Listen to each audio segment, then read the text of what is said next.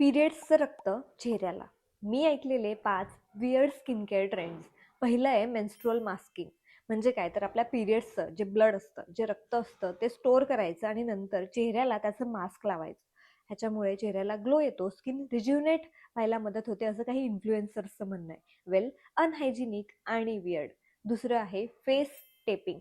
म्हणजे काय तर जिथं जिथं चेहऱ्याला जास्त रिंकल्स किंवा फाईन लाईन यायचे चान्सेस आहेत, जसं फोरहेड किंवा डोळ्याच्या इथला भाग किंवा स्माईल लाईन्स, तिथे रात्रभर चिकट टेप लावून झोपायचं. याच्यामुळे ते फाईन लाईन्स आणि रिंकल्स कमी व्हायला मदत होते, असंही काही लोकांचं म्हणणं आहे.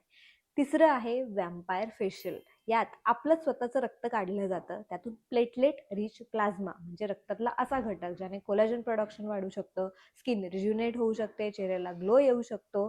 ते काढायचं आणि ते एका सुईच्या मदतीने पुन्हा चेहऱ्यात टोचून घ्यायचं आणि याच्यामुळेही चेहरा छान दिसतो, असं दीदी किम कर्दाशियन यांचं म्हणणं आहे. चौथं आहे प्लासेंटा फेशियल. येस, प्लासेंटा म्हणजे नाळ, जे एका आईला आपल्या बाळाशी जोडते. यातही अनेक चांगले घटक असतात ज्याच्यामुळे चेहरा टवटवीत आणि छान दिसतो आणि म्हणून हे फेशियलही अनेक लोक करतात. वेल, ही प्लासेंटा कधी कधी ह्युमन्स तर कधी ॲनिमल्सची असू शकते. आणि पाचवं आहे स्नेल स्लाईम.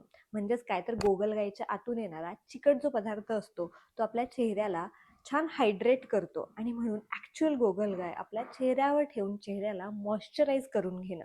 वेल, यापैकी किती काम करतात आय डोंट नो, पण वियर्ड सगळेच आहेत. तुम्ही ऐकलेला वियर्ड स्किन केअर ट्रेंड कुठला मला सांगा.